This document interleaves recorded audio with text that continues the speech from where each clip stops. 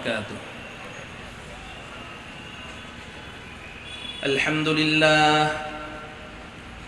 الحمد لله نحمده ونستعينه ونستغفره ونؤمن به ونتوكل عليه ونعوذ بالله من شرور أنفسنا ومن سيئات أعمالنا من يهده الله فلا مضل له ومن يضلله فلا هادي له ونشهد أن لا إله إلا الله وحده لا شريك له ونشهد أن سيدنا وسندنا وحبيبنا وحبيب ربنا وطبيبنا وطبيب قلوبنا ومولانا محمدا عبده ورسوله أرسله الله إلى كافة الناس بشيرا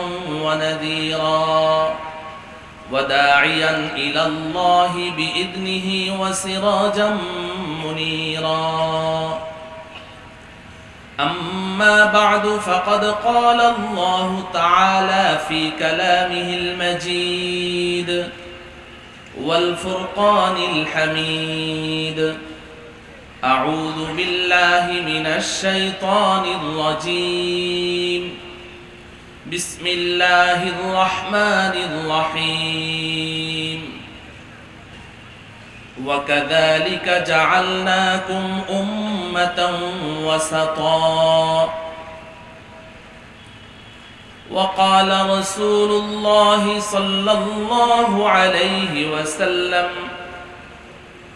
لا تزال طائفة من أمتي منصورين على الحق لا يضرهم من خذلهم حتى تقوم الساعة رواه الإمام الترمذي وابن ماجة في سننيهما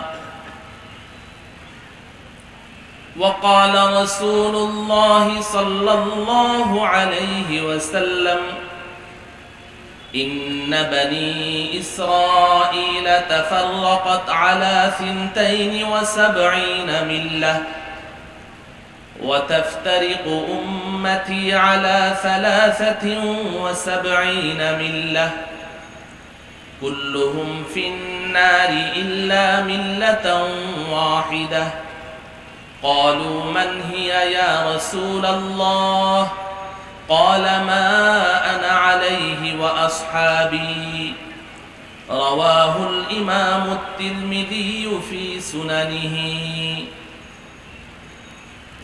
وقال رسول الله صلى الله عليه وسلم يكون في آخر الزمان دجالون كذابون يأتونكم من الأحاديث بما لم تسمعوا أنتم ولا آباؤكم فإياكم وإياهم لا يضلونكم ولا يفتنونكم رواه الإمام مسلم في صحيحه صدق الله مولانا العظيم وصدق رسوله النبي الكريم ونحن على ذلك من الشاهدين والشاكرين والحمد لله رب العالمين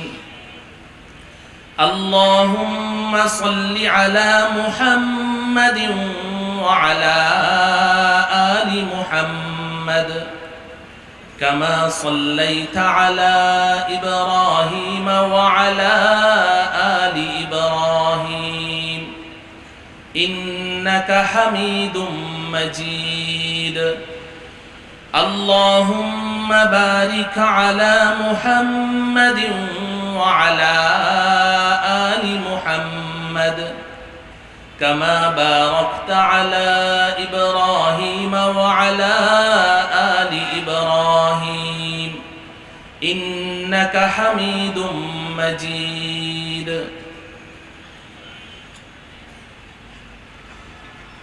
বাংলাদেশের ঐতিহ্যবাহী সংগঠন আল আমিন সংস্থার উদ্যোগে আয়োজিত 3 দিন ব্যাপী তাফসীরুল কুরআন মাহফিলের দ্বিতীয় দিনের শেষ অধিবেশনের সম্মানিত সভাপতি হযরত উলামায়ে কেরাম, আমার প্রাণাধিক প্রিয় লখতে জিগার আজিজ তুলাবায়ে ইজম, আমার অত্যন্ত শ্রদ্ধাভাজন দিনদার পরহেজগার আল্লাহ প্রেমিক রসুল প্রেমিক উলামা প্রেমিক ধর্মপ্রাণ ভাই ও বন্ধুগণ, পর্দার অন্তরালে আমার মাতৃতুল্য ভগ্নীতুল্য মা ও বোনেরা,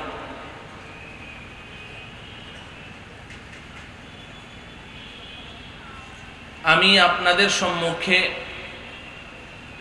পবিত্র কালামুল্লাহ শরীফের সূরাতুল বাকারার 143 নম্বর আয়াতের ছোট্ট একটু অংশ তেলাওয়াত করেছি। তেলাওয়াতকৃত আয়াতের সাথে সংশ্লিষ্ট রাসূলুল্লাহ সাল্লাল্লাহু আলাইহি ওয়াসাল্লামের অসংখ্য অগণিত হাদিস সমূহ হতে 3টি মাত্র হাদিস পাঠ করেছি। আল্লাহ রব্বুল আলামিন তেলাওয়াতকৃত আয়াত ও আহাদিসকে সামনে রেখে নির্ধারিত বিষয়ের উপরে আমাকে কিছু হক কথা ইখলাসের সাথে বলার তৌফিক দান করুন। আমাদের সকলকে এই কথাগুলো আমলের নিয়তে শোনার তৌফিক দান করুন। মুহতারাম হাজিরিন, যেহেতু সময় নির্ধারিত, তাই কোনো রকমের ভূমিকা ছাড়া আমি যেই 3টি হাদিস আপনাদের সম্মুখে পাঠ করেছি, ধারাবাহিকতার দিক থেকে 2য় নাম্বার হাদিসের অনুবাদ দিয়ে আমি আপনাদের সম্মুখে আলোচনা শুরু করছি। রাসূলুল্লাহ সাল্লাল্লাহু আলাইহি ওয়াসাল্লাম ইরশাদ করেন,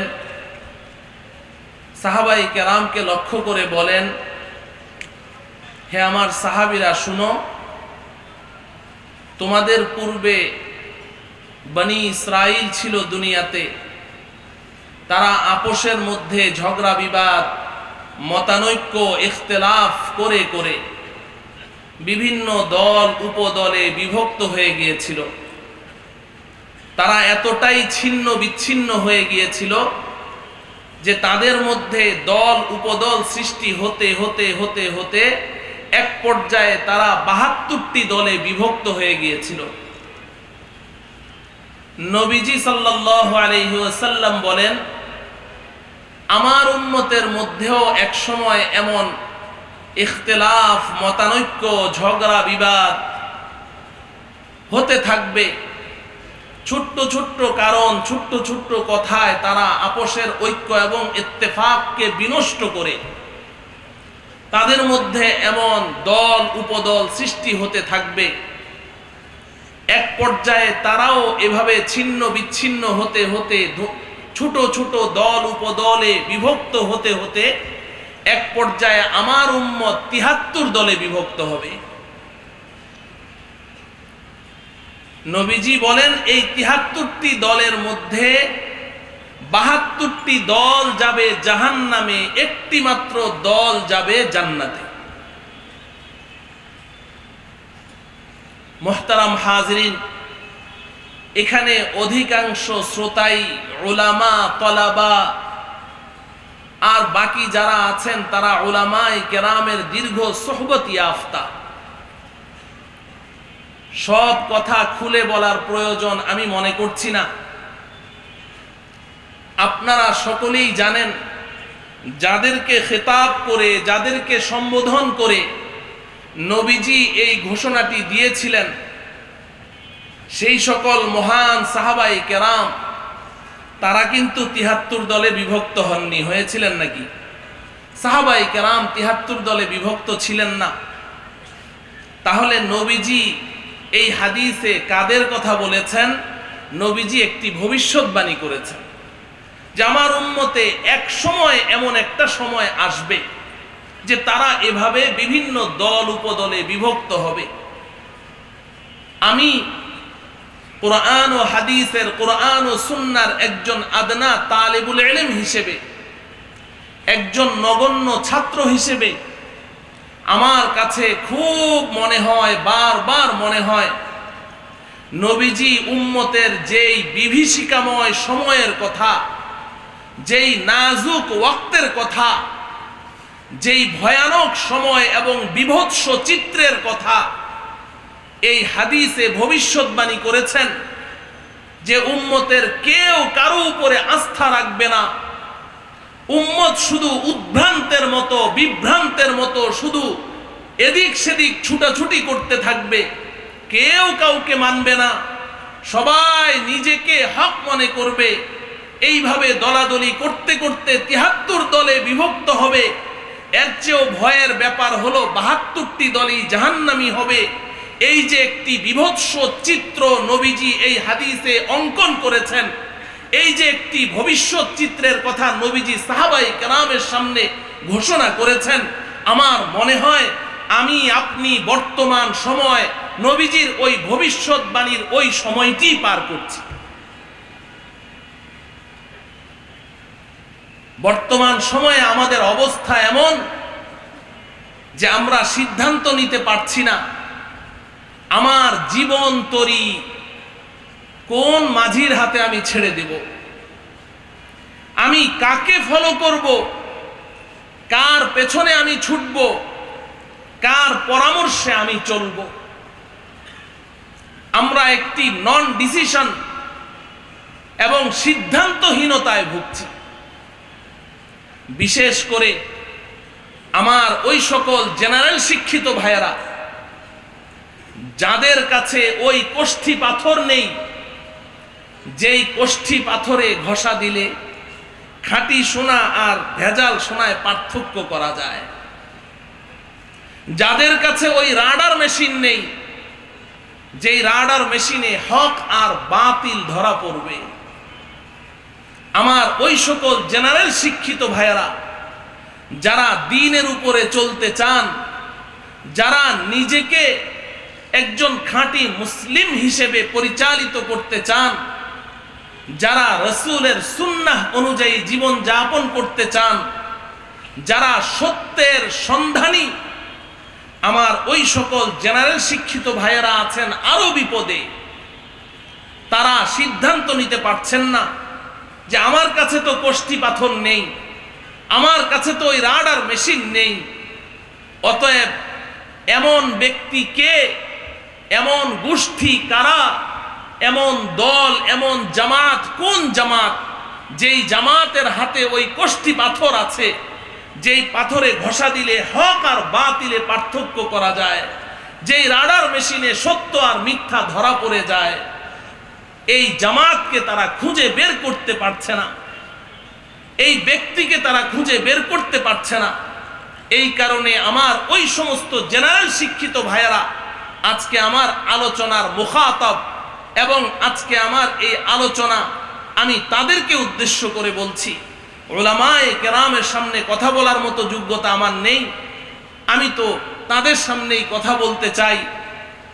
আমি ওই সমস্ত ভাইদেরকে আজকে সম্বোধন করে বারবার বলছি, আমি আপনাদের সম্মুখে আজকে এই বিষয়টি সংক্ষেপে তুলে ধরতে চাই যে এখন আমি কার কথা শুনবো, কার পেছনে চলবো, কার সিদ্ধান্ত অনুযায়ী আমার জীবনটাকে আমি পরিচালিত করব। এক কথায় নবীজি এই হাদিসে যেই ৭৩টি দলের কথা বলেছেন তার মধ্যে ৭২টি তো গোমরাহ পথভ্রষ্ট, একটি মাত্র দল সত্যের পথের পথিক, একটি মাত্র দল সিরাতে মুস্তাকিমের উপরে পরিচালিত, একটি মাত্র দল জান্নাতি, নাজাত প্রাপ্ত, মুক্তি প্রাপ্ত। এবং অপর হাদিসে যেই হাদিসটি আমি শুরুতে তেলাওয়াত করেছি, পাঠ করেছি, নবীজি বলেন লা তাজালু তাইফাতুম মিন উম্মতি মানসুরিনা আলাল হক লা ইয়াদুররুহুম মান খাযালাহুম হাত্তা তাকুমাস সাআহ। নবীজি বলেন আমার উম্মতের একটি জামাত সর্বদা সর্বযুগে এই পৃথিবীতে থাকবে, ভূপৃষ্ঠে থাকবে, বিদ্যমান থাকবে, কোন সময় এরা একেবারেই নিশ্চিহ্ন হয়ে যাবে না। আমার পর থেকে ধারাবাহিকভাবে এই জামাতটি থাকবে। এই জামাতটি হবে সত্যের পথের পথিক এবং এই জামাতটি আল্লাহর পক্ষ থেকে সাহায্যপ্রাপ্ত হবে। কোনো নিন্দুকের নিন্দা, কোনো ভীতি প্রদর্শকের ভয় এবং কোনো লাঞ্ছনাকারীর লাঞ্ছনা এদেরকে হক থেকে সরাতে পারবে না। এই জামাত চলতেই থাকবে, চলতেই থাকবে। বংশ পরম্পরায়, জেনারেশন পরম্পরায় একের পরে এক এভাবে প্রত্যেক যুগে এই জামাত সত্যের পথে অটল অনড় অবিচল থাকবে। এইভাবে চলতে চলতে এক সময় কিয়ামত সংগঠিত হয়ে যাবে। মুহতারাম হাজিরিন, ওই জামাত কোনটি? কোন জামাতের কথা নবীজি বলেছেন? আমি আজকে কোন দলের দালালি না করে এবং কোন রকমের প্রান্তিকতার শিকার না হয়ে আমি আল্লাহকে হাজির নাজির জেনে যতটুকু আল্লাহ রব্বুল আলামিন আমাকে বুঝার তৌফিক দিয়েছেন, আমি ওই সত্যের সন্ধানী, সত্যের পথের পথিক, ওই ৭৩ দলের একমাত্র হক জামাত, ওই জামাতের পরিচয় আপনাদের সম্মুখে তুলে ধরতে চাই। আল্লাহ রব্বুল আলামিন আমাকে হক কথাগুলো খুলে খুলে বলার তৌফিক দান করুন। মুহতারাম হাজিরিন, যেই হাদিসে নবীজি ৭৩ দলের কথা বলেছেন, ওই হাদিসের শেষাংশে সাহাবায়ে কেরাম এই কথা শুনে ভয় পেয়ে গেলেন। প্রশ্ন করলেন, মান হিয়া ইয়া রাসূলুল্লাহ, ওহে আল্লাহর রাসূল, আপনি যে ৭৩ দলের কথা বলেছেন তার মধ্যে ৭২টি দল জাহান্নামী। আমরা ওই ৭২ দলের পরিচয় জানতে চাই না, কারণ আমরা কেউ ওই ৭২ দলের অন্তর্ভুক্ত হতে চাই না। আপনি শুধু আমাদেরকে ওই একটি দলের কথা বলে দিন, যেই দলটিকে আপনি নাজাত প্রাপ্ত, মুক্তি প্রাপ্ত বলেছেন, যেই দলটিকে আপনি জান্নাতের পথের পথিক বলেছেন। নবীজি সাল্লাল্লাহু আলাইহি ওয়াসাল্লাম জবাব দিলেন, মা আনা আলাইহি ওয়া আসহাবি। আমার সাহাবীরা শুনো, ওই নাজাত প্রাপ্ত, মুক্তি প্রাপ্ত জামাতের পরিচয় হলো আমি এবং আমার সাহাবীরা যেই পথ মতের উপরে প্রতিষ্ঠিত আছি, যেই আদর্শের উপরে আছি, আমার এবং আমার সাহাবায়ে কেরামের সুন্নাহ এবং আদর্শকে যেই জামাতটি আঁকড়ে ধরে থাকবে, ওই জামাতটি হবে নাজাত প্রাপ্ত, মুক্তি প্রাপ্ত। আর বাকি ৭২টি দল সব জাহান্নামে চলে যাবে। মুহতারাম হাজিরিন, ঠিক অনুরূপ আরেকটি কথা বিশ্ববিখ্যাত মুফাসসিরে কোরআন আল্লামা জালালউদ্দিন সুয়ুতি রহমতুল্লাহি আলাইহি তার অনবদ্য তাফসীর গ্রন্থ আদ-দুররুল মানসুরের মধ্যে তিনি রিওয়ায়াত এনেছেন। কোরআনে হাকিমে আল্লাহ রাব্বুল আলামিন আরেকটি চমৎকার কথা বলেছেন, ইয়াউমা তাবিয়াদ্দু বুজুহুম ওয়া তাসওয়াদ্দু বুজুহ। দুনিয়াতে যদিও ৭৩ দল, আল্লাহ পাক বলেন যে হাসরের ময়দানে আমি করে ফেলবো সমস্ত মানুষকে ২ দলে বিভক্ত। হাসরের ময়দানে আমি ২ দলে বিভক্ত করব, ওখানে আর এত দল থাকবে না। ইয়াউমা তাবিয়াদ্দু বুজুহ ওয়া তাসওয়াদ্দু বুজুহ।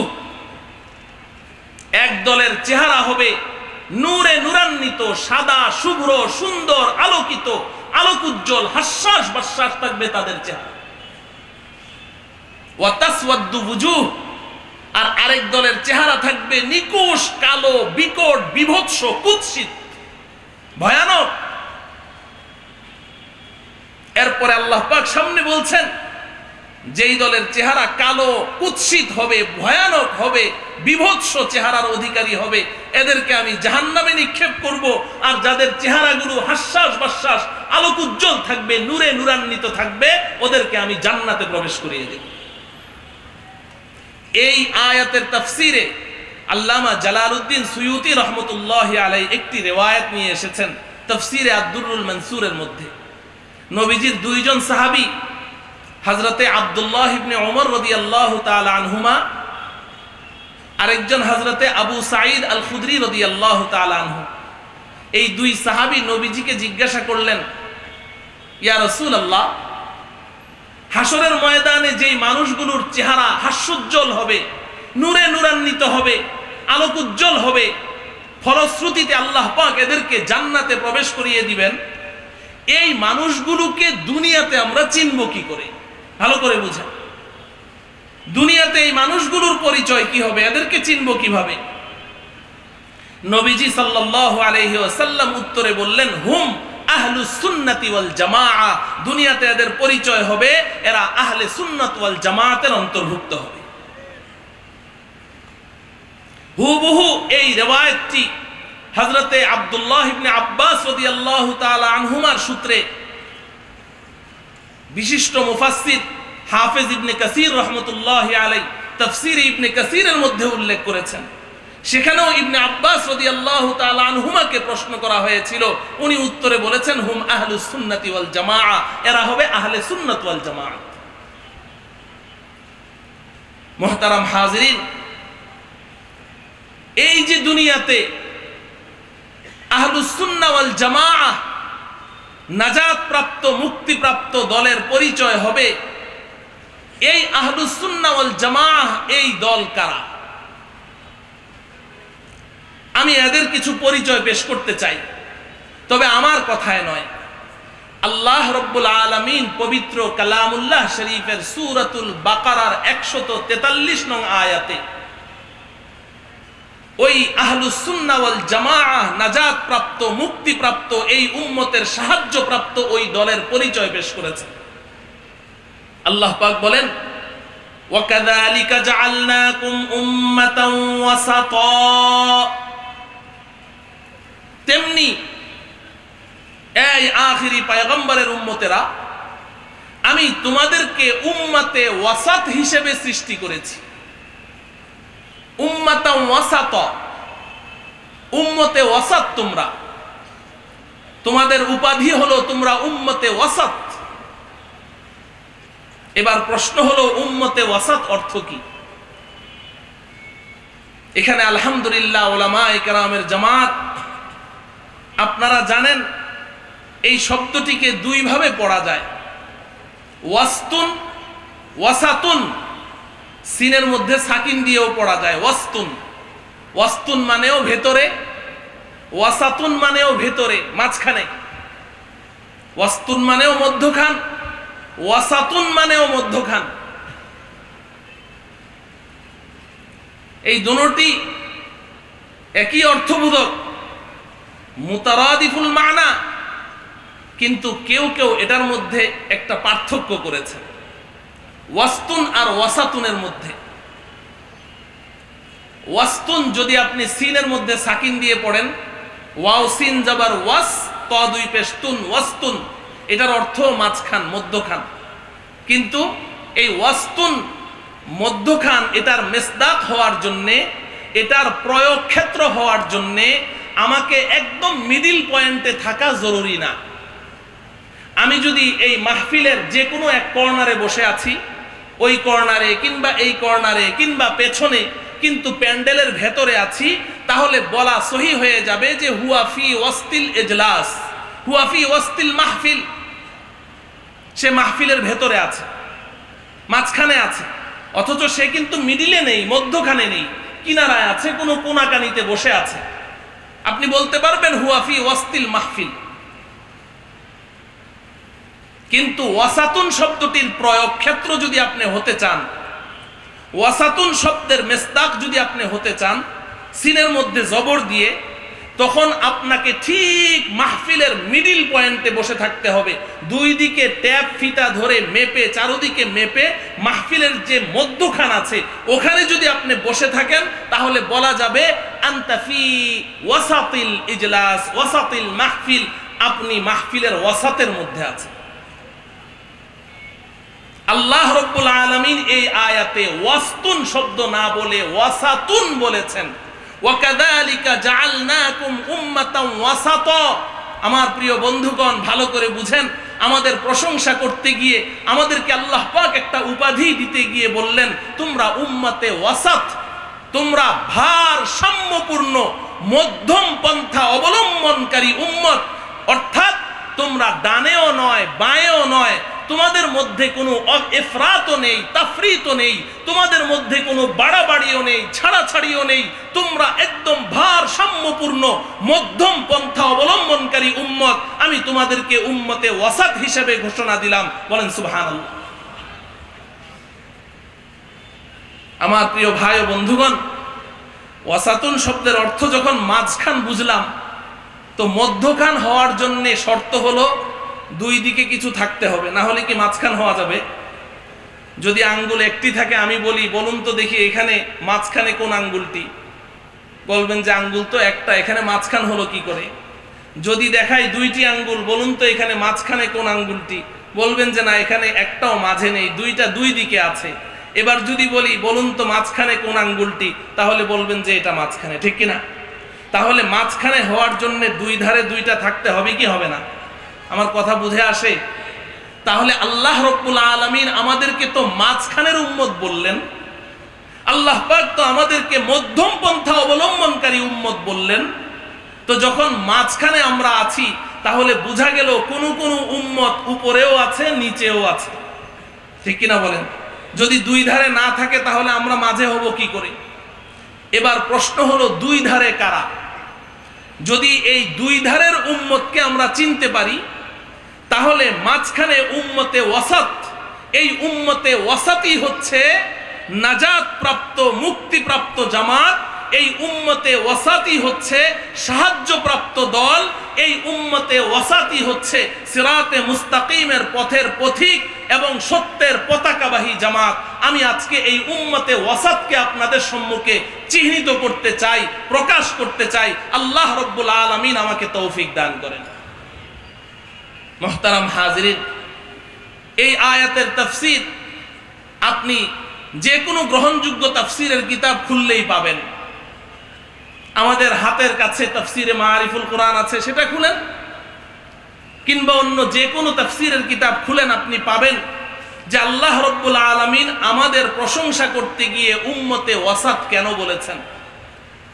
কারণ হলো আমাদের পূর্ববর্তী উম্মত যারা ছিল, তাদের মধ্যে দুই রকমের ভ্রান্তি ছিল। দুই রকমের ভ্রান্তি, গুমরাহি, পথভ্রষ্টতা। এক রকমের ভ্রান্তি ছিল, পূর্বের উম্মতের এক দল তারা ইফরাতের শিকার ছিল, বাড়াবাড়ির শিকার ছিল, বাড়াবাড়ি করত। আরেক দলের আরেক প্রকারের ভ্রান্তি ছিল, এক প্রকারের উম্মত ছিল, তারা শুধু ছাড়াছাড়ি করত, শিথিলতা করত, চরম শিথিলতা, ছাড় দিত, তাফরিতের শিকার ছিল। আমি ছোট্ট ছোট্ট উদাহরণ দিয়ে বুঝাই। তুরাফুল আশিয়াউ বিআজদাদিহা। আপনি উম্মতে ওয়াসাত বুঝতে হলে দুই ধারের উম্মতকে চিনলেই উম্মতে ওয়াসাত চিনে যাবেন, নাজাত প্রাপ্ত উম্মত চিনে যাবেন। আপনার মুক্তাদা এবং কাদের পেছনে চলবেন তাদেরকে চিনে যাবেন। এক প্রকারের উম্মত ছিল বাড়াবাড়ির শিকার, ইফরাতের শিকার, বাড়াবাড়ি করত। বনি ইসরাইলের মধ্যে কিছু লোক ছিল, তারা আল্লাহ পাকের পয়গম্বরকে সীমাতিরিক্ত সম্মান প্রদর্শন করতে করতে, আল্লাহর পয়গম্বরকে সম্মান প্রদর্শন করতে করতে এতটাই সীমা লঙ্ঘন করে ফেললো যে এক পর্যায়ে তারা ঘোষণা দিল, আমাদের এই পয়গম্বর আল্লাহর পুত্র। নাউজুবিল্লাহ বলেন। وقالت اليهود عزير ابن الله وقالت النصارى المسيح ابن الله।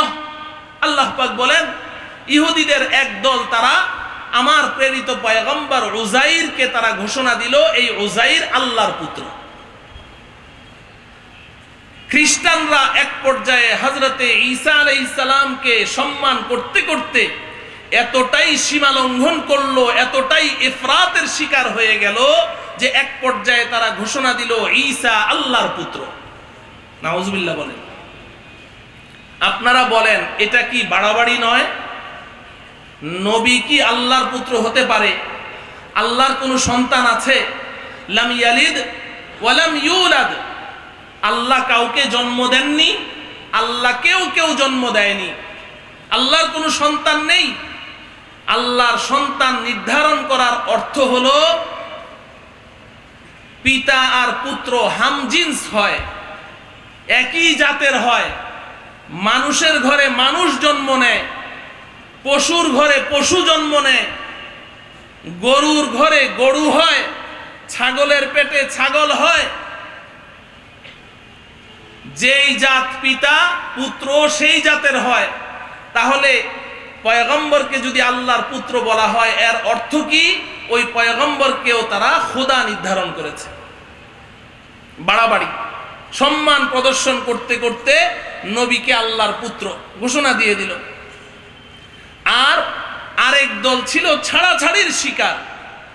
এই বনি ইসরাইল যারা বাড়াবাড়ির চরম সীমানায় পৌঁছে গেছে, এই বনি ইসরাইলরাই আবার কোনো কোনো ক্ষেত্রে এতটাই ছাড়াছাড়ির শিকার, এতটাই তাফরীতের শিকার হয়েছে, যেখানে পয়গম্বরকে আল্লাহর পুত্র ঘোষণা করছে, সেখানে আবার পয়গম্বর যখন তাদেরকে জিহাদের জন্য আহ্বান করে, তখন তারা বলে ইযহাব আনতা ওয়া রাব্বুকা ফাকাতিলা ইন্না হাহুনা কাঈদুন।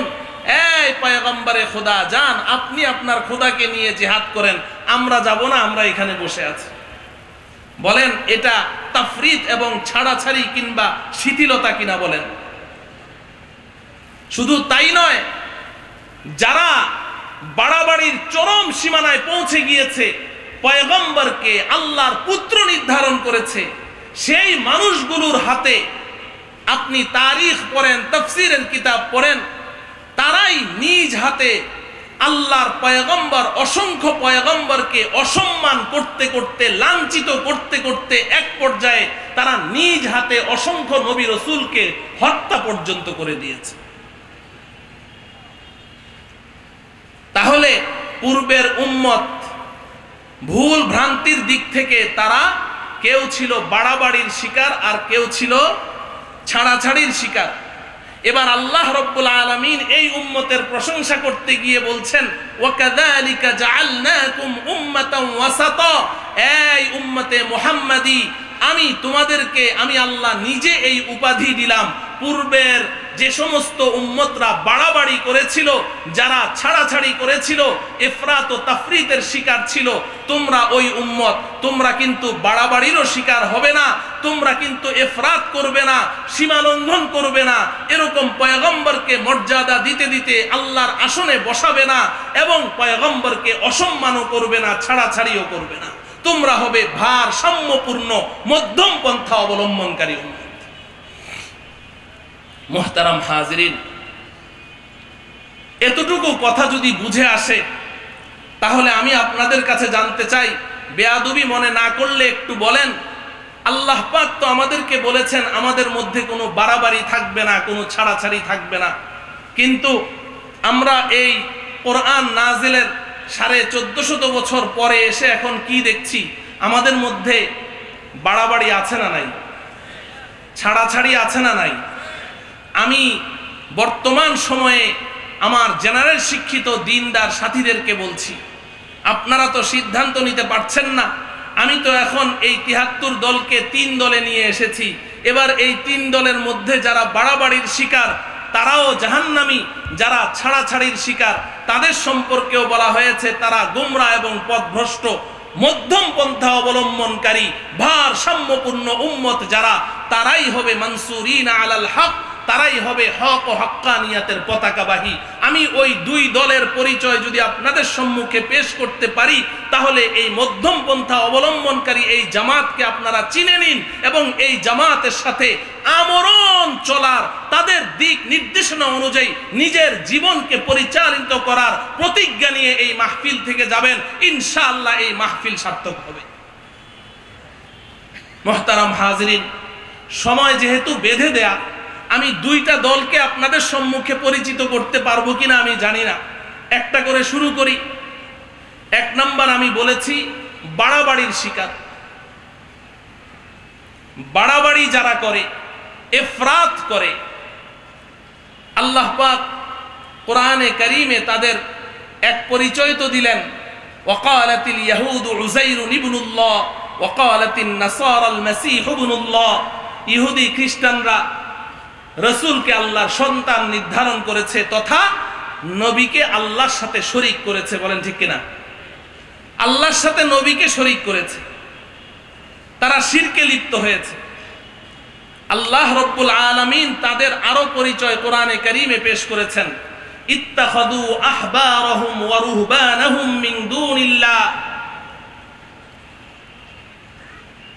তারা তাদের ধর্মীয় নেতা, ধর্মযাজক, তাদের মধ্যে যারা পাদ্রী ছিল, ধর্মযাজক ছিল, ধর্মীয় পরামর্শক ছিল,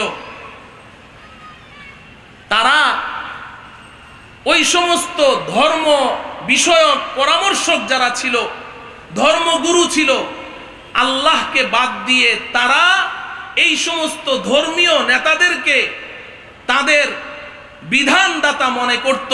ধর্মীয় নেতাদেরকেই তারা মনে করত যে এরাই হচ্ছে আমাদের নাজাত এবং মুক্তির সনদ এবং এদেরকেই ফলো করতে হবে। আল্লাহকে বাদ দিয়ে তারা তাদের পেছনে ছুটেছে এবং এদের মর্যাদা বাড়াতে বাড়াতে এরাও এক পর্যায়ে শিরকের মধ্যে লিপ্ত হয়ে গেছে। এখন আসেন, বর্তমান সময়ে যদি আমি হক জামাতকে খুঁজে বের করতে চাই, তাহলে এই ইফরাত আর তাফরিদ, বাড়াবাড়ি আর ছাড়াছাড়ির শিকার এই দুই দলের মাঝখান থেকে ওই দলকে বের করতে হবে।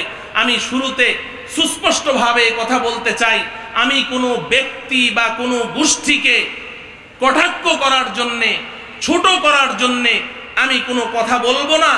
শুধু আমাদের ঈমানের হেফাজতের জন্যে এবং আমরা হক জামাতকে অনুসন্ধান করার জন্যে, যেহেতু বাতিল এবং গুমরাহকে পরিচিত করতে হয়, এই কারণে আমি বলছি, কাউকে ছোট করার জন্যে নয়। আমাদের দেশে এই জাতীয় কিছু মানুষ যারা বাড়াবাড়ির শিকার, এই মানুষগুলোকে বিভ্রান্ত করছে, পথভ্রষ্ট করছে আমাদের দেশের কিছু ভণ্ড পীর। আমি আপনাদের এলাকার খবর বিশেষ জানি না, আপনারা তো শুনেছেন আমি ঢাকা থেকে এসেছি। আমি আজকে থেকে আরো বেশ কয়েক বছর আগের কথা বলছি। আপনারা আমাদের দেশের একজন প্রখ্যাত মুফতি, একজন প্রখ্যাত আলেম, মুফতি দিলাওয়ার হুসাইন দামাত বারাকাতুহুমের নাম জানেন। তারও তো এই মাহফিলে আসার কথা ছিল, অসুস্থতার কারণে আসতে পারেননি। মুফতি দিলাওয়ার সাহেবের বাসার সামনে একটা মাঠ আছে। এই মাঠটার নাম এতদিন ছিল চিলড্রেন পার্ক মাঠ। এখন এই মাঠের নাম হলো শেখ রাসেল খেলার মাঠ। এই মাঠে একজন বক্তা বয়ান করছেন। পরবর্তীতে ওই বক্তা, যার বক্তৃতার কথা এখন আপনাদেরকে শোনাবো, তিনি আমাদের দেশের জাতীয় মসজিদের খতিব হয়েছিলেন, এখন নেই। তিনি তার বয়ানের মধ্যে বলছেন যে আমার পীর ও মুর্শিদ যখন মারা গেলেন, ওনার পীর ও মুর্শিদ হচ্ছেন আটরশির মরহুম পীর, যিনি বর্তমান আছেন তার কথা বলছি না। আটরশির মরহুম পীর হাসমতুল্লাহ, নাম কি? হাসমতুল্লাহ, তার কথা বলছেন যে আমার পীর ও মুর্শিদ যখন মারা গেলেন, মারা যাওয়ার 3 ঘন্টা পরে আমার মোবাইল বেজে উঠল। মোবাইল রিসিভ করে কানে লাগানোর সাথে সাথে অপর প্রান্ত থেকে আমার মুর্শিদ নিজে আমার সাথে কথা বলছেন। নাউজুবিল্লাহ বলেন। আমার কথা বুঝে আসলো? মুর্শিদ মারা যাওয়ার 3 ঘন্টা পরে আমার মোবাইল বেজে উঠল, অপর প্রান্ত থেকে মুর্শিদ আমার সাথে কথা বলছেন। ফোনে বলছেন, সালাউদ্দিন, আমি তো দুনিয়া থেকে চলে আসলাম, আমার রেখে যাওয়া বাকি কাজগুলো তোমার দায়িত্বে রেখে গেলাম, বাকি কাজগুলো তুমি সম্পন্ন করো। আমি নিজ কানে শুনেছি, অতএব আমার বলতে কোনো ভয় নেই, আমার বাসার পাশেই। দ্বিতীয় নাম্বার কথা বললেন, ভালো করে বুঝেন। আল্লাহ পাক আপনাদেরকে সুস্থ এবং সুষ্ঠু বিবেক দিয়েছেন। আমার প্রিয় ভাই ও বন্ধুগণ, আমার জেনারেল শিক্ষিত ভাইয়েরা ভালো করে শুনেন। দ্বিতীয় কথা তিনি বললেন, আমার পীর ও মুর্শিদ মারা যাওয়ার পরে তার লাশ কে ধোয়াবে, তাকে গোসল দিবে কে, এটা নিয়ে তার খলিফাদের মধ্যে মতানৈক্য সৃষ্টি হলো। সবাই গোসল দিতে চায়, পরামর্শ বৈঠক বসলো। এতটুকু বলে তারপরে তিনি একটা ঘটনা বললেন, সম্পূর্ণ মিথ্যা, জাল, অলীক একটা কথা বললেন। তিনি বললেন যে নবীজি সাল্লাল্লাহু আলাইহি ওয়াসাল্লাম ইন্তেকাল করার পরে সাহাবায়ে কেরামের পরামর্শ বৈঠক বসলো, নবীজির লাশ কে ধোয়াবে। পরামর্শে সিদ্ধান্ত হলো যে আলী নবীজির লাশ ধোয়াবে। হযরতে আলী রাদিয়াল্লাহু তাআলা আনহু পরামর্শ মতে, সিদ্ধান্ত অনুযায়ী নবীজিকে গোসল দেওয়ার জন্য গেলেন। চারদিকে পর্দা, ভেতরে হযরতে আলী।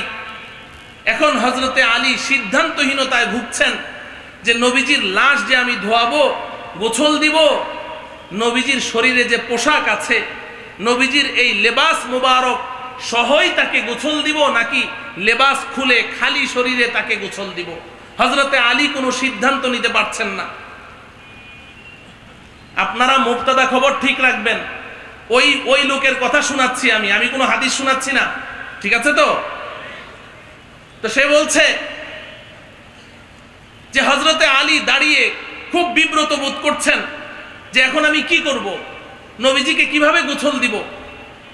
এই যখন তার অবস্থা, কোনো সিদ্ধান্ত নিতে পারছেন না, হঠাৎ করে হযরতে আলী নবীজির দিকে তাকিয়ে আছেন আর দেখছে যে নবীজি মিটমিট করে হাসছেন আর বলছেন, আলী আমার কাপড়ের উপর দিয়ে আমাকে গোসল দিয়ে দাও। নাউজুবিল্লাহ বলেন। এমন একটি মিথ্যা ঘটনা বলে, ভালো করে বুঝেন, আমি তার শব্দে শব্দে আপনাদেরকে বয়ান করছি। এই ঘটনাটি বলে এবার বলছে ঠিক তদ্রুপ, এই ঘটনা বলে এরপরে বলছেন ঠিক তদ্রুপ আমার পীর ও মুর্শিদ যখন মারা গেল, মারা যাওয়ার সাথে সাথে খলিফারা বসে সিদ্ধান্ত নিল যে আমাদের মুর্শিদের প্রধান খলিফা সালাউদ্দিন সাহেব তাকে গোসল দিবে। তা আমি গোসল দিতে গেলাম আমার মুর্শিদ কেবলাকে। গোসল দিতে গিয়ে যখন পর্দার ভেতরে ঢুকলাম, এখন আমিও সিদ্ধান্তহীনতায় ভুগছি যে আমি কি মুর্শিদে কেবলার কাপড় খুলবো কি খুলবো না। আমি কোনো সিদ্ধান্ত নিতে পারছি না। হঠাৎ করে মুর্শিদে কেবলার চেহারার দিকে তাকিয়ে আছি, দেখি মুর্শিদে কেবলা মিটমিট করে আমার দিকে তাকিয়ে হাসছেন আর বলছেন, সালাউদ্দিন আমার কাপড়ের উপর দিয়ে পানি ঢেলে দে। নাউজুবিল্লাহ বলবেন না? মুহতারাম হাজিরিন, আমি শুধু কথাগুলো আপনাদের সামনে পেশ করছি, ঘড়ির সময় তো খুব দ্রুত চলছে। এই ভদ্রলোক পরবর্তীতে জাতীয় মসজিদের খতিব হয়েছেন।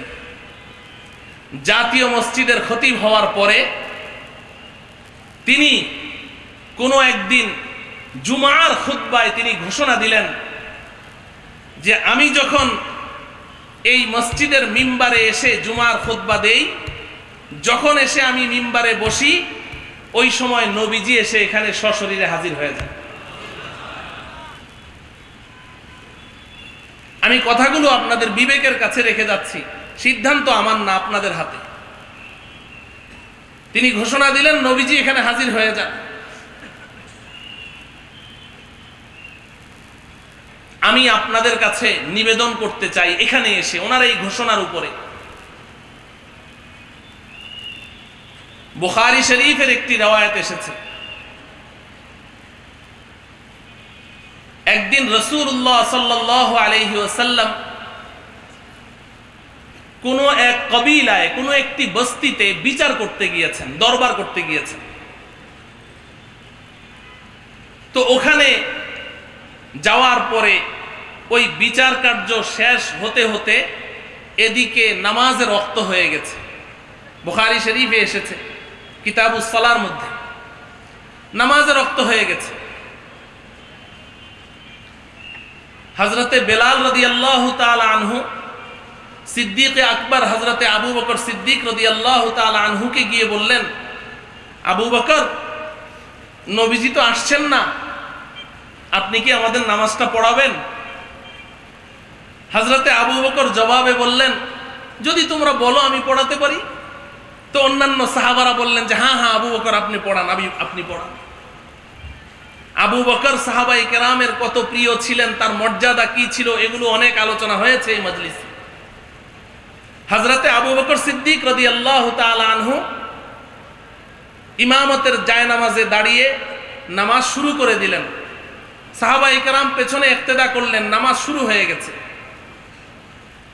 যখন আবু বকর নামাজ শুরু করলেন, এর মধ্যে নবীজি সাল্লাল্লাহু আলাইহি ওয়াসাল্লাম এসে মসজিদে নববীতে ঢুকলেন।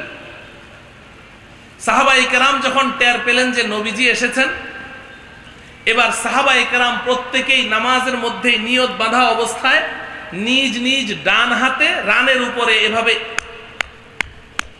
থাপড়াতে শুরু করলেন নামাজের মধ্যে। উদ্দেশ্য আবু বকরকে সতর্ক করা যে নবীজি কিন্তু এসে গেছে।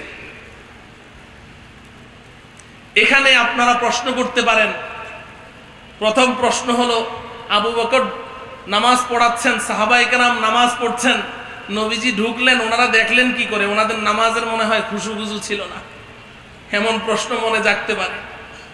আচ্ছা, নবীজি ঢুকলেন ভালো কথা, ওনারা সবাই এভাবে রানের মধ্যে থাপড়ানো শুরু করলেন, এটা আবার কোন কাজ? আপনাদের অনেকের কাছে এটা ব্যতিক্রম কিছু মনে হতে পারে। এর চেয়েও আরো অনেক কিছুই নামাজে ইবতিদায়ে ইসলামে জায়েজ ছিল। এগুলো বলতে গেলে অনেক লম্বা কথা। ইবতিদায়ে ইসলামে, ইসলামের শুরুর যুগে সাহাবায়ে কেরাম নামাজের মধ্যে কথাও বলতেন, সালাম কালাম চলতো, হাঁচির জবাব চলতো, কথাবার্তা চলতো। এগুলো ধীরে ধীরে ধীরে ধীরে যখন আল্লাহ রাব্বুল আলামিন এই আয়াত নাযিল করলেন, ওয়াকুমু লিল্লাহি কানিতিন আই সাকিনিন সাকিতিন, তখন এগুলো বন্ধ হয়ে গেছে। আগে এগুলো সব জায়েজ ছিল। সাহাবায়ে কেরাম এভাবে যখন সতর্ক করলেন, আবু বকর বুঝে গেলেন যে নবীজি এসেছেন। যখন আবু বকর টের পেয়ে গেছেন যে নবীজি এসেছেন, নবীজি আবু বকরের পেছনে দাঁড়ানো, তো তিনি তখন হাত উঁচু করে পেছনের দিকে সরে আসছেন। নবীজি পেছন থেকে বললেন, আবু বকর তুমি যেখানে আছো সেখানেই থাকো, তুমি নামাজ পড়াও, আমি তোমার পেছনে আছি, পেছনে আসার দরকার নেই। ভালো করে বুঝেন, নবীজি নিষেধ করলেন, নামাজ চলছে। আবু বকর নবীজির নির্দেশ উপেক্ষা করে তিনি পেছনে চলে আসলেন। নবীজি যখন দেখলেন আবু বকর পেছনে চলে এসেছে, এবার নবীজি আর কি করবেন, সামনে গেলেন, নামাজ পড়ালেন। নামাজের পরে আবু বকরকে ডেকে বললেন, আবু বকর ব্যাপার কি? আমি তোমাকে নিষেধ করলাম পেছনে আসার জন্যে, তুমি আমার কথা না শুনে পেছনে কেন এসেছো? নামাজ পড়াওনি কেন? হযরতে আবু বকরের জবাবটা শুনেন। হযরতে আবু বকর সিদ্দিক রাদিয়াল্লাহু তাআলা আনহু উত্তর দিলেন, মা লি ইবনি আবি কুহাফাতা আন ইয়াউম্মা রাসূলুল্লাহি সাল্লাল্লাহু আলাইহি ওয়াসাল্লাম। ওহে আল্লাহর রাসূল, আপনি যতই আমাকে নামাজ পড়াতে বলেন, কিন্তু আবু কুহাফার পুত্র আবু বকরের এত বড় স্পর্ধা হয়নি যে রসুলের সামনে ইমামতি করবে, রসুলকে পেছনে রেখে আবু বকর নামাজ পড়াবে, এত বড় সাহস আবু বকরের এখনো হয়নি। মুহতারাম হাজরিন, এই ঘটনাটুকু আপনাদের সম্মুখে নিবেদন করে এবার আমি ওই খতিব সাহেবের কাছে জানতে চাই, আপনি সত্য বলেছেন না মিথ্যা বলেছেন আপনি ভালো জানেন। আপনার বর্ণনা মতে আপনি যখন মসজিদের মিম্বারে বসেন, নবীজি যদি সশরীরে এখানে উপস্থিত হয়ে যায়, কিছুক্ষণ পরেই তো জুমার নামাজ, নবীজি যেখানে উপস্থিত সেখানে আবু বকর ইমামতি করাকে বেয়াদবি মনে করেন, তাহলে জাতীয় মসজিদে আপনি যখন উপস্থিত, তখন যদি নবীজি সশরীরে উপস্থিত থাকে, আপনি কত বড় বেয়াদব! নবীজিকে ইমামতি করতে না দিয়ে আপনি কেন ইমামতি করলেন? কি জবাব? কেন আপনি ইমামতি করলেন? কোনদিন কি পত্র পত্রিকায় আপনারা দেখেছেন যে আজকে বাংলাদেশের জাতীয় মসজিদে জুমার নামাজের ইমামতি নবীজি করেছেন? এরকম দেখেছেন নাকি? আমি তো দেখিনি। আমি আপনাদের বিবেকের কাছে কথাগুলো রাখছি। অতএব যারা এই দাবি করেন যে আমরা যখন দরুদ পড়ি, আমরা যখন ইয়া নবী সালামু আলাইকা বলি, তখন নবীজি সশরীরে এসে যান, তাদের বিবেকের কাছেও আমি এই প্রশ্ন রাখলাম। মুহতারাম ভাইও, এরা ওই যে নবীকে সম্মান করতে করতে, নবীকে সম্মান করতে করতে ইহুদি খ্রিস্টান তারা যেমন নাকি আল্লাহ পাকের সমকক্ষ আল্লাহর তুলনা করেছে, আল্লাহর সাথে তুলনা করেছে, আল্লাহর সন্তান সাব্যস্ত করেছে, আজকে আমাদেরকে আল্লাহ পাক উম্মতে ওয়াসাত ঘোষণা করলেন। আরে উম্মতে ওয়াসাত ঘোষণা করলে যদি সেই লকব এবং উপাধি তোমার সাথে রাখতে চাও, তুমি যদি সেই উম্মতে ওয়াসাতের অন্তর্ভুক্ত হতে চাও, তুমি যদি আহলুস সুন্নাহ ওয়াল জামাতে শামিল থাকতে চাও, তাহলে তোমাকে ওই ইফরাত বর্জন করতে হবে, ওই বাড়াবাড়ি বর্জন করতে হবে। তারা যেমন আল্লাহর সাথে রাসূলকে শরীক করেছে, আজকে তোমরাও আল্লাহর সাথে রাসূলকে শরীক করছো। শিরিক দুই প্রকার মনে রাখবেন, একটি হলো শিরিক ফি যাত, আরেকটি শিরিক ফি সিফাত। একটি তো আল্লাহর সত্তার সাথে শরীক করা, আরেকটি হলো আল্লাহ পাকের প্রাইভেট কিছু সিফাত আছে, আল্লাহ পাক ফর এক্সেপশনাল ফর আল্লাহ, আল্লাহর জন্য এটা খাস। এই সিফাত, এই গুণ, এই বৈশিষ্ট্য আল্লাহ পাক কোনো মাখলুককে দান করেননি। কিছু সিফাত, কিছু গুণ আল্লাহ পাক নিজের জন্য বরাদ্দ রেখেছেন। যেমন আল্লাহ পাক সর্বশ্রোতা, সব শুনেন, সব শুনেন। আল্লাহ পাক সর্বদ্রষ্টা, আল্লাহ সব দেখেন, সব দেখেন। আল্লাহ পাক সর্বজ্ঞানী, সব কিছু জানেন। তেমনি আল্লাহ পাকের একটি বিশেষ গুণ হলো আল্লাহ পাক সর্বত্র বিরাজমান, সব জায়গায় আল্লাহ হাজির ও নাজির, সব জায়গায় উপস্থিত। এটা আল্লাহ পাকের শুধুমাত্র আল্লাহর বৈশিষ্ট্য, কোনো মাখলুকের মধ্যে আল্লাহ পাক এই সিফাত সৃষ্টি করেননি। এবার আপনি যদি কোনো মাখলুককে, সে যতই সম্মানিত হোক, আপনি যদি তাকে ওই গুণে গুণান্বিত মনে করেন, আল্লাহর গুণে তাকে গুণান্বিত মনে করেন, তাহলে আপনিও শিরিকের মধ্যে লিপ্ত হলেন, আপনিও শিরিকের মধ্যে লিপ্ত হলেন। মুহতারাম হাজরিন, আমাদের দেশে আরেকটা বাঘ আছে, বাঘ। প্রথম শব্দটা বললাম না, পরের শব্দটা বললাম, বাঘ, বাবে রহমত। তো ওই বাবে রহমতের নাম আমি দিয়েছি বাবে গজব। এই বাবে গজবে যে মানুষটা আছে, এই মানুষটা, তার প্রথম দাবি হলো সে আল্লাহকে সরাসরি দেখে এবং তার মুরিদান যারা আশেকে রসুল আছে তাদের সবাইকে সে আল্লাহকে দেখিয়ে দেয়। অথচ কোরআনে হাকিমে আল্লাহ পাক কি বলছেন? এই দুনিয়ার চর্মচক্ষু দ্বারা কেউ আল্লাহকে দেখতে, লা তুদরিকুহুল আবসার ওয়া হুয়া ইউদরিকুল আবসার ওয়া হুয়াল লাতীফুল খবীর। নবীদের মধ্যে একজন নবী আল্লাহকে দেখার জন্য আবদার করেছিলেন, সেই নবীর নাম কি? হযরতে মূসা আলাইহিস সালাম। কিন্তু আল্লাহ পাক কি দেখা দিয়েছেন? আল্লাহ পাক পরিষ্কার বলছেন, ফালাম্মা জাআ মূসা লিমিকাতিনা ওয়া কাল্লামাহু রাব্বুহু ক্বালা রাব্বি আরিনি আনজুর ইলাইক قال لن تراني ولكن انظر إلى الجبل فإن استقر مكانه فسوف تراني فلما تجلى ربه للجبل جعله دكا وخر موسى صعقا فلما أفاق قال سبحانك تبت إليك وأنا أول المؤمنين। মুসা আলাইহিস সালাম বললেন, কথা বলতে বলতে এক পর্যায়ে তার ভালোবাসার দরিয়ায় এমন ঢেউ খেললো, রব্বি আরিনি আনজুর ইলাইক, ও আল্লাহ একটু দেখা দাও। আল্লাহ পাক বললেন, লান তারানি, এ মুসা কোশ্চিন কালেও নয়, কোশ্চিন কালেও নয়, কোয়াইট ইম্পসিবল, একেবারেই অসম্ভব, আমাকে দেখা সম্ভব নয়। কিন্তু মুসা তো মুসা, আল্লাহ একটু আল্লাহ একটু দেখা দাও, এক নজর। তো আল্লাহ পাক হযরতে মুসাকে নিভৃত করার জন্য, তাকে নিভৃত করার জন্য বললেন, ঠিক আছে একটা ইন্টারভিউ হোক। ওয়ালাকিন ইনজুর ইলাল জাবাল, ওই পাহাড়টার দিকে তাকিয়ে থাকো। ফাইন ইস্তাকাররা মাকানাহু ফাসাউফা তারানি, যদি ওই পাহাড়টা আপন অবস্থায় অপরিবর্তিত থাকে, ওই পাহাড়ের মধ্যে কোনো রদবদল পরিবর্তন না হয়, তাহলে তুমি আমাকে দেখতে পাবে। মুসা বললেন, ঠিক আছে। ইন্টারভিউ দেওয়ার জন্য প্রস্তুত, তিনি ওই পাহাড়ের দিকে তাকিয়ে আছেন। তখন তো মূসা ইশকের দরিয়ায় ভাসছেন, তিনি তো মোহাব্বতের সাগরে হাবুডুবু খাচ্ছেন। না হলে মূসা তো মূসা, তিনি তো ছেড়ে কথা বলার লোক না, তিনি তো বলতে পারতেন যে আল্লাহ আপনি কি আমার ইন্টারভিউ নিচ্ছেন না পাহাড়ের ইন্টারভিউ নিচ্ছেন?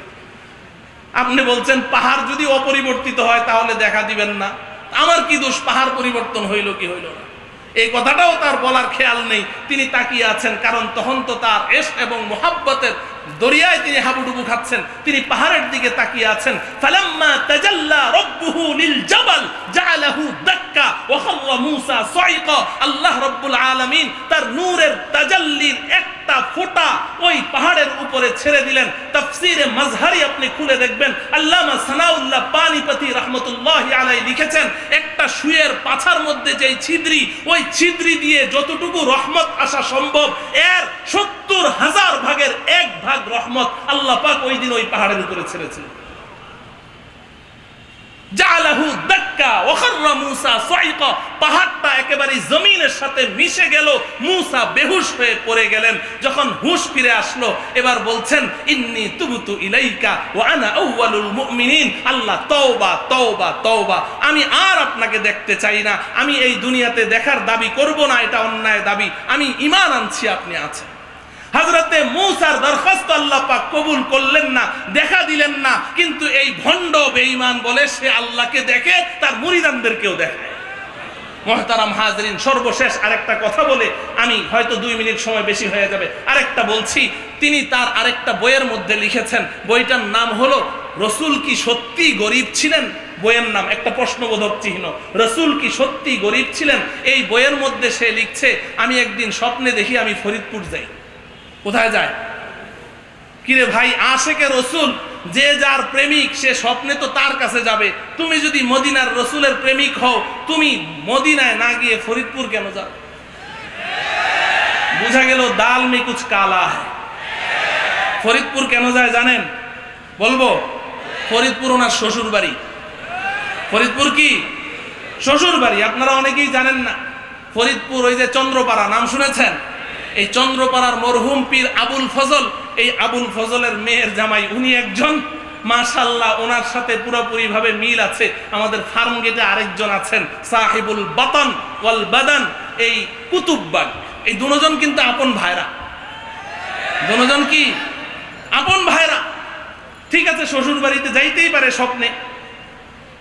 এখন সে লিখছে, পথিমধ্যে দেখি আমি একটা সুন্দর বাগান, বাগানটা দেখে আমি এতটাই মুগ্ধ হলাম, বাগানে ঢুকতে বাধ্য হলাম। ঘুরে ঘুরে দেখছি বাগানটা অনেক সুন্দর, কিন্তু ঘুরতে ঘুরতে এক কর্নারে দেখি একটা মাছবালা, একটা ডাস্টবিন, ময়লার স্তূপ। দেখে আমার মনটা খারাপ হয়ে গেল, এত সুন্দর বাগানের কর্নারে এরকম ময়লার স্তূপ। আমি এগিয়ে গেলাম, ময়লার স্তূপের উপরে গিয়ে দেখি, নাউযুবিল্লাহি মিন যালিক, আমার বলতেও এখন শরীর কাঁপছে। ওই ময়লার স্তূপের উপরে গিয়ে দেখি আমাদের নবীজির মৃতদেহ বিবস্ত্র অবস্থায় পড়ে আছে। একটি পা এরকম সোজা, আর একটি পা এরকম হাঁটু ভাঙা অবস্থায় শুয়ে আছে। আমি গিয়ে আমার ডান হাত ওই বাঁকা হাঁটুটার উপরে রাখলাম, আমার হাত রাখা মাত্রই নবীজির দেহে প্রাণ ফিরে এলো। নাউযুবিল্লাহ বলবেন না? নবীজি এবার আমার দিকে তাকিয়ে বলছে, হে মুহাম্মদী ইসলামের ধারক বাহক, তুমি আমার রেখে যাওয়া ইসলামকে পুনর্জীবন দান করেছো। মুহতারাম হাজরিন, এখানে এসে আমি দুটো কথা বলেই শেষ করছি। প্রথম কথা হলো, তারিখে মুহাম্মদ ইবনে ইসহাক একটি কিতাবের নাম, প্রাচীনতম একটি তারিখের কিতাব। তারিখে মুহাম্মদ ইবনে ইসহাক, ইমাম মুহাম্মদ ইবনে ইসহাক থেকে ইমামে বুখারীও রিওয়ায়াত গ্রহণ করেছেন। মুহাম্মদ ইবনে ইসহাক রাহমাতুল্লাহি আলাইহি তার তারিখের কিতাবের মধ্যে লিখেছেন, আমাদের সন্তানরা যেভাবে মাতৃগর্ভ থেকে দুনিয়াতে আসে, এরা কি পায়জামা পাঞ্জাবি টুপি পাগড়ি মাথায় দিয়ে আসে না ল্যাংটা হয়ে আসে? হ্যাঁ হ্যাঁ, ওই কিতাবের মধ্যে আছে আল্লাহ রাব্বুল আলামিন আমাদের নবীজিকে মা আমেনার গর্ভ থেকে যখন দুনিয়াতে পাঠিয়েছেন, তখন আল্লাহ পাক কুদরতি ভাবে নবীজির সতর ঢাকা অবস্থায়, পোশাক পরিহিত অবস্থায় দুনিয়াতে পাঠিয়েছেন। এবং ওই কিতাবের মধ্যে আছে নবীজির দুধমা হযরতে হালিমা রাদিয়াল্লাহু তাআলা আনহা, তিনি বলেন যে আমার কলিজার ধন মুহাম্মদ যখন আমার ঘরে দুগ্ধপুষ্য শিশু, একদিন চাঁদনি রাত মুহাম্মদকে ঘরে রেখে আমি বাইরে সংসারের কাজ করছি, হঠাৎ দেখি আকাশের চাঁদ খুব দৌড়াদৌড়ি করছে, লাফালাফি করছে, এক জায়গায় স্থির নাই। আমি ভয়ে দৌড়ে ঘরে গেলাম। ঘরে গিয়ে দেখি আমার সেই মুহাম্মদ কলিজার ধন দুগ্ধপুষ্য শিশু শুয়ে হাত পা এভাবে নাড়াচাড়া করছে। জানালা দিয়ে চাঁদের আলো ভিতরে ঢুকেছে, ওই আলোর মধ্যে সে শুয়ে আছে। আমি খেয়াল করে দেখলাম মুহাম্মদের হাত যেদিকে যায় চাঁদটা লাফ দিয়ে ওদিকে চলে যায়। এরপর তিনি যে কথা বলেছেন, হযরতে হালিমা বলেন, মাঝে মধ্যে আমি তো আমার এই মুহাম্মদের গায়ের উপরে পাতলা একটা কাপড় দিয়ে সব সময় ঢেকে রাখতাম। মাঝে মধ্যে তার হাত পা নাড়াচাড়ার কারণে অনেক সময় কাপড়টা হাঁটুর উপরে উঠে যেত। আমি প্রায় দেখেছি যখনই তার হাত পা নাড়াচাড়ার কারণে ওই কাপড়টা যখন হাঁটুর উপরে উঠে যেত, অদৃশ্য থেকে একটা হাত এসে টেনে ওই কাপড়টা আবার লম্বা করে দিত। মোহতারাম হাজরিন, ৩ নম্বর ঘটনা বুখারী শরীফ সহ অসংখ্য হাদিসের কিতাবে আছে। নবীজি সাল্লাল্লাহু আলাইহি সাল্লাম যখন ছোট ছিলেন, কাবা ঘর পুনর্নির্মাণ হয়েছে ৮ম বার। ওই সময় অন্যান্য যুবকদের সাথে নবীজিও ইট মাথায় করে নিচ্ছেন। অন্যান্য যুবকেরা ইট মাথায় নিলে ব্যথা লাগে, সবাই নিজ নিজ লুঙ্গি খুলে ভাঁজ করে মাথায় দিয়ে এবার উলঙ্গ হয়ে তারা ইট নেয়, কাবা ঘরের এই খেদমত করে। নবীজি তো তার লুঙ্গি খুলেন না। চাচা আব্বাস এসে বললেন, ভাতিজা, তোমার বন্ধুরা সবাই লুঙ্গি খুলে মাথায় দিয়েছে, কত আরামে ইট নিয়ে যাচ্ছে, তুমি খালি মাথায় কেন তুমি ইট নাও, তোমার লুঙ্গিটাও খুলো। আপনি কিতাব খুলে দেখেন নবীজি চাচার কথা মানবেন নাকি তার সতর খুলবেন। যদি সতর খুলেন তাহলে তার সতর খুলে যায়, লুঙ্গি খুললে সতর দুনিয়ার মানুষ দেখে ফেলবে।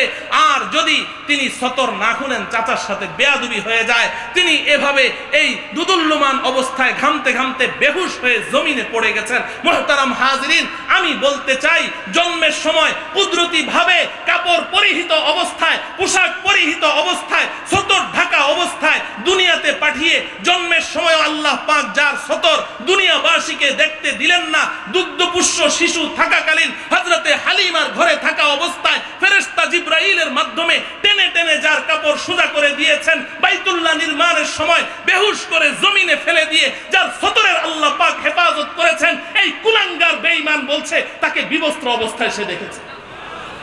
মুহতারাম হাজরিন, এই হচ্ছে আমাদের দেশের বাড়াবাড়ির চিত্র।